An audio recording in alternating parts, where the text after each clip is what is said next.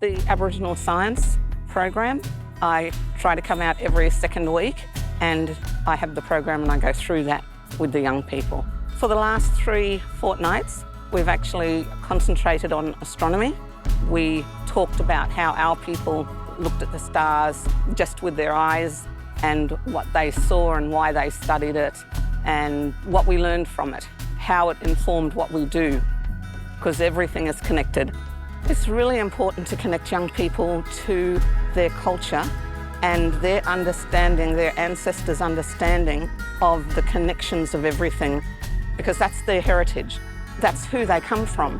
Whenever I've taught young people, I've always taught them that Aboriginal people always were, are, and always will be scientists.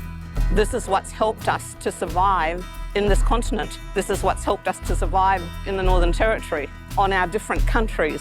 These are the things that have helped us to survive.